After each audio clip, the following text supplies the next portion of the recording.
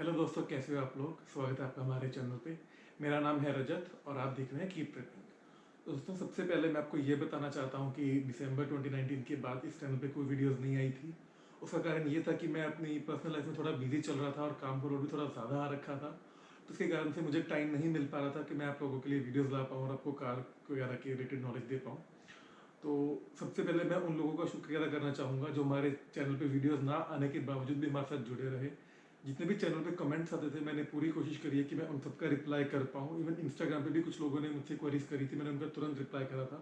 अब से दोस्तों मैं थोड़ा फ्री हो चुका हूँ और अब मैं पूरी कोशिश करूँगी कि आपके लिए रेगुलरली वीडियोज़ लाता रहूँ। तो दोस्तों चलिए आज की वीडियो शुरू करते हैं। आज की वीडियो रहने वाली है दोस्तों कॉम्पैक्ट एसयूवीज के ऊपर। हमारे इंडियन मार्केट में सबसे हॉटेस्ट सेगमेंट है कॉम्पैक्ट एसयूवी, जिसमें 5 मेन गाड़ियां हैं। Maruti Brezza, hyundai venue, Ford EcoSport, Tata Nexon और महिंद्रा एक्सयूवी 300। एक दो और गाड़ियां हैं जैसे कि टीयूवी 300 और WRV, लेकिन वो गाड़ियों का मार्केट शेयर बहुत ज़्यादा है, उसके बायस बहुत कम है। तो हम उन 5 मेन गाड़ियों के बारे में ही बात करने वाले हैं।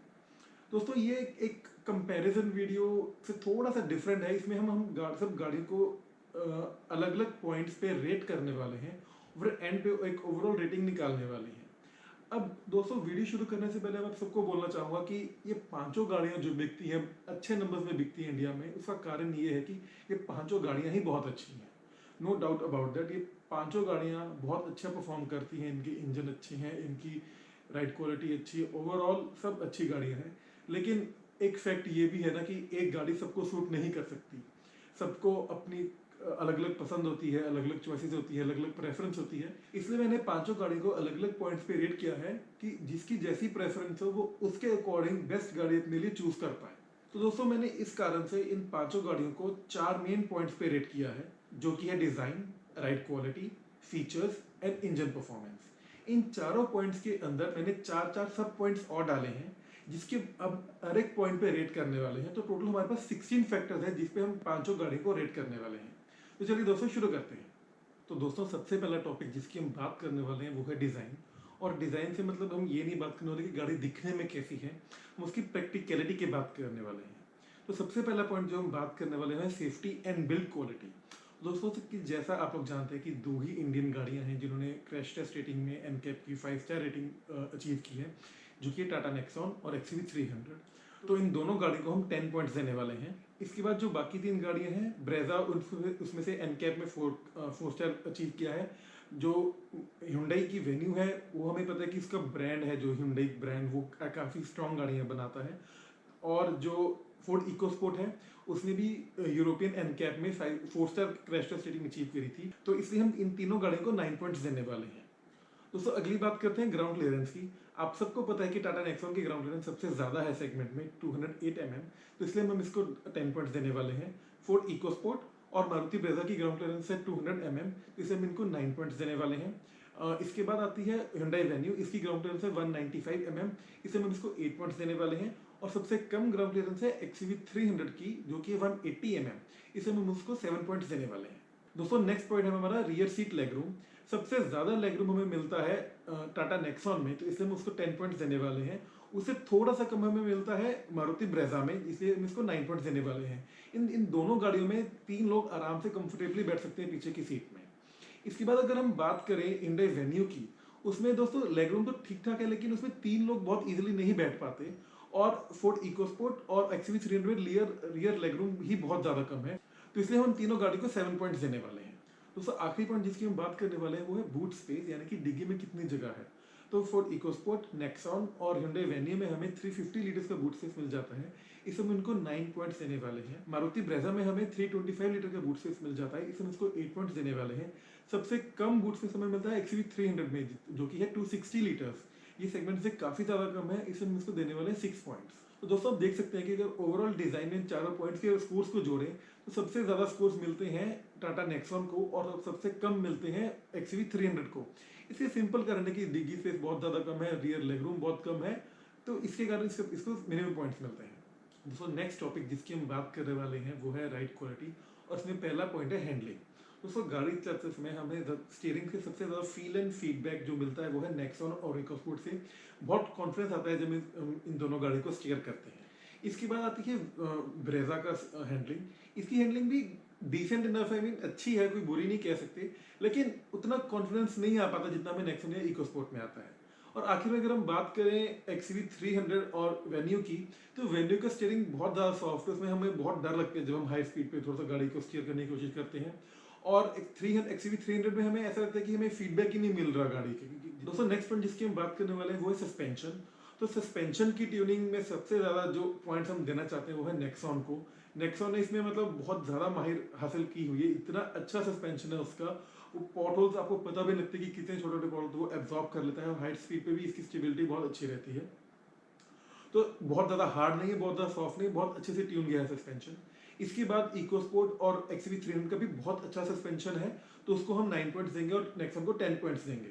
अगर हम बात करें वेन्यू की, तो वेन्यू का बहुत ज़्यादा सॉफ्ट है सस्पेंशन, वो सिटी के लिए अच्छा है लेकिन हाईवे के लिए इतना अच्छा नहीं रहता। और वही बात ब्रेजा की, तो ब्रेजा का थोड़ा सा इन्होंने ज़्यादा स्टिफ करके रखा हुआ है, तो वो सिटी में हमें इतनी अच्छी रेड क्वालिटी नहीं दे पाता, खड्डों में बहुत ज़्यादा हिलती रहती है गाड़ी। तो इसलिए हम वेन्यू और ब्रेजा को 8 पॉइंट्स देने वाले हैं। दोस्तों अगला पॉइंट है हाई स्पीड स्टेबिलिटी।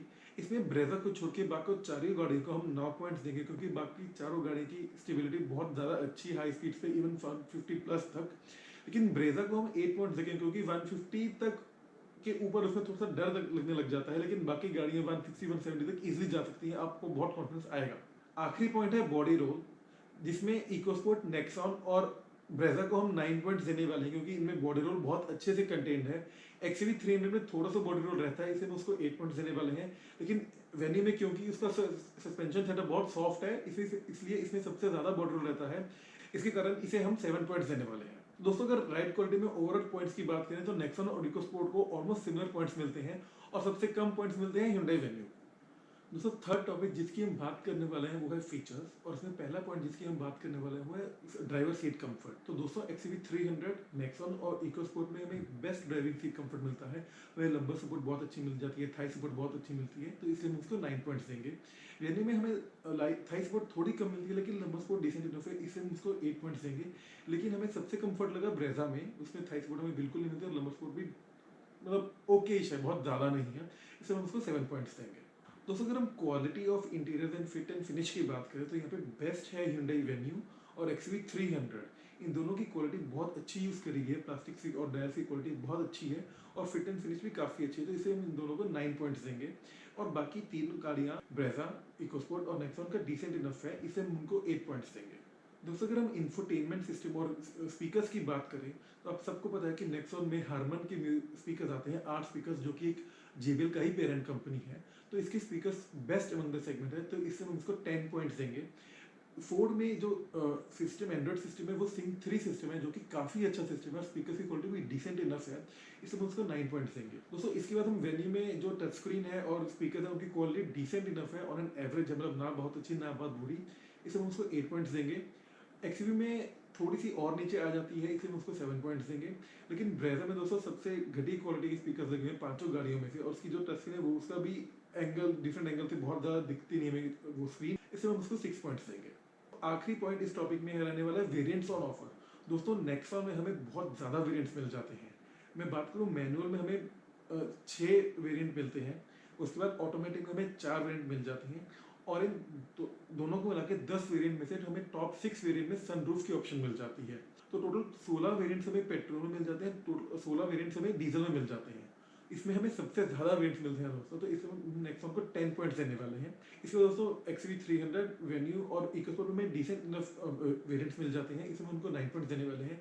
लेकिन ब्रेजा में हमें सिर्फ पेट्रोल इंजन मिलता है, डीजल इंजन मिलता ही नहीं, इसलिए हम ब्रेजा को 8 पॉइंट्स देने वाले हैं। दोस्तों अगर ओवरऑल फीचर्स टॉपिक की बात करें, तो यहाँ पे भी टाटा नेक्सॉन को सबसे मैक्सिमम पॉइंट्स मिलते हैं, और ब्रेजा को सबसे कम पॉइंट्स मिलते हैं। दोस्तों आखिरी टॉपिक जो हमारा डिस्कशन का वो है इंजन। इसमें हम सबसे पहला पॉइंट करने वाले हैं इंजन परफॉर्मेंस।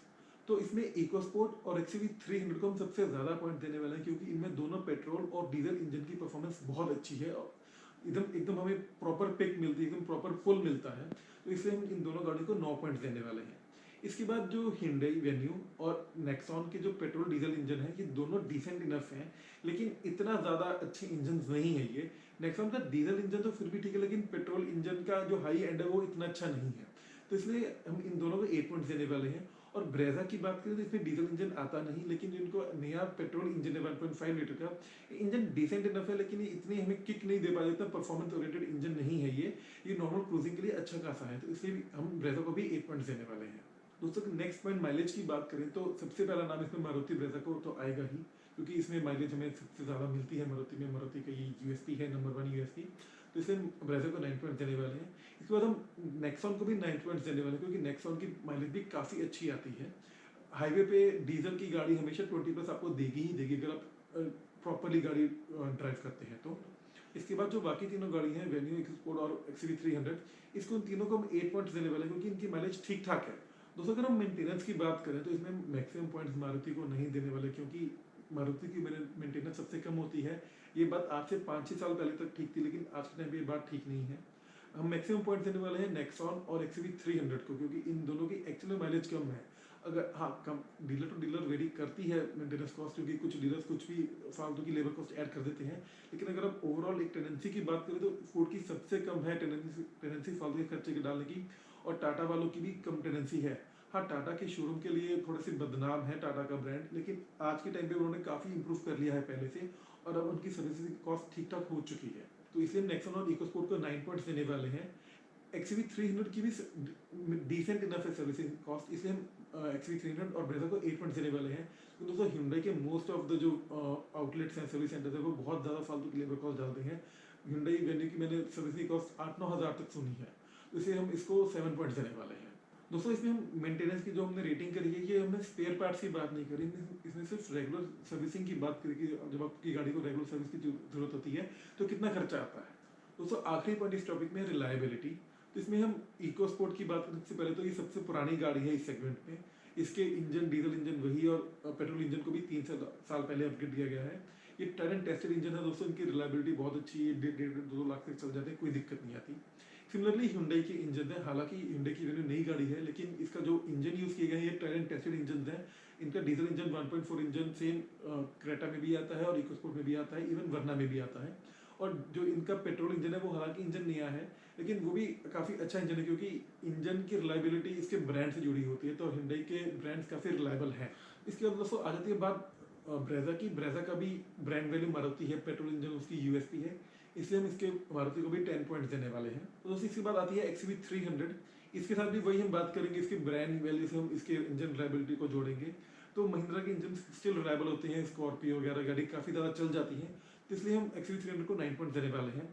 आखिर में टाटा नेक्सॉन आता है, इसमें हालांकि 4 साल हो गए टाटा ने खुद को रिवैम्प किया है, तब से इनकी गाड़ियों की रिस्पांस काफ़ी अच्छा है, इंजन रिस्पांस काफ़ी अच्छा आ रहा है, लेकिन अभी इनकी गाड़ी इतनी ज़्यादा चली नहीं है कि हम इसके ब्रांड से इसकी रिलायबिलिटी जोड़ पाए, जो कि नई गाड़ियाँ हैं 2016 यानी कि टियागो जब से लॉन्च हुई है, तो इसमें इसको 8 पॉइंट्स देने वाले हैं। हालांकि इसके लिए हमारे पास कुछ नेगेटिव नहीं है, कि हमारे पास इतना टाइम नहीं हो कि इसको हम जज कर पाए।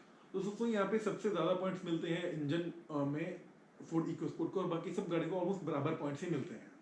तो दोस्तों अगर हम ओवरऑल चारों टॉपिक्स के हमने अलग अलग पैरामीटर्स पे गाड़ियों को रेट किया, हमने अलग अलग टॉपिक्स पे बताया कि कौन सी बेस्ट कार है, कौन सी सबसे नीचे आती है गाड़ी, लेकिन अगर हम इन चारों टॉपिक्स के स्कोर को जोड़ दें आपस में और देखें और उसकी परसेंटेज निकाल के देखें कि किस गाड़ी को कितने % मार्क्स मिलते हैं, तो सबसे ज़्यादा हमारी गाड़ी आगे आई है टाटा नेक्सॉन, जिसको मिले हैं 92% मार्क्स। इसके बाद आती है फोर्ड इकोस्पोर्ट, जिसको मिले हैं 88% मार्क्स। तो टाटा नेक्सॉन और इकोस्पोर्ट हमारी टॉप 2 चॉइसेस हैं, उसमें तीनों गाड़ियाँ एट पार हैं, इनमें कोई ज़्यादा परेशानी नहीं है, लेकिन हमारे according best car among the 5 cars Nexon and EcoSport. हम फिर से कह रहे हैं दोस्तों, ये पांचों गाड़ियाँ बहुत अच्छी गाड़ी हैं, हमने अलग अलग पैरामीटर्स पे डिफाइन किया कि जिसकी क्या प्रायोरिटी है, उसके अकॉर्डिंग वो कार चूज करने में हेल्प हो।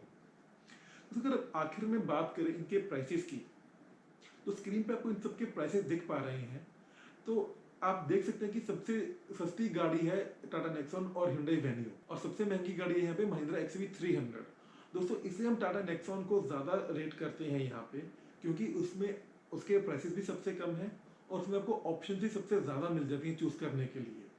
तो दोस्तों इस वीडियो के थ्रू हम आपकी इस पॉइंट पे हेल्प करना चाहते हैं, क्योंकि कम्पैक्ट एसयूवी का सेगमेंट सबसे कंफ्यूजिंग सेगमेंट है, हमें नहीं समझ आता हमें कौन सी गाड़ी लेनी है। तो हमने अलग अलग पॉइंट्स पे रेट करके आपको बताया अलग अलग टॉपिक्स पे कि कौन सी गाड़ी की क्या खासियत है और क्या कमी है। तो आप अपने प्रायोरिटी के अकॉर्डिंग, अपनी प्रेफरेंस के अकॉर्डिंग अपनी गाड़ी चूज़ कर सकते हैं जो आपकी चेकलिस्ट में सबसे ऊपर बैठे। दोस्तों अगर आपको ऐसा लगता है कि हमने कोई पॉइंट मिस करा हो या एक किसी पॉइंट पे आपकी व्यूज़ और हमारे व्यूज़ थोड़े डिफर करते हैं, प्लीज़ हमें कमेंट करके बताएं। डेफिनेटली इस पर डिस्कस करना चाहेंगे ताकि कोई भी कंफ्यूजन उसको क्लियर कर पाएँ। अगर आपको वीडियो अच्छी लगी हो दोस्तों प्लीज़ इसे लाइक और शेयर करें। अगर आपको हमारे चैनल को सब्सक्राइब नहीं करा प्लीज़ कर लें ताकि आप हमारे कंटेंट से जुड़े रहें। धन्यवाद दोस्तों वीडियो देखने के लिए, मिलते हैं आपको अगली वीडियो में।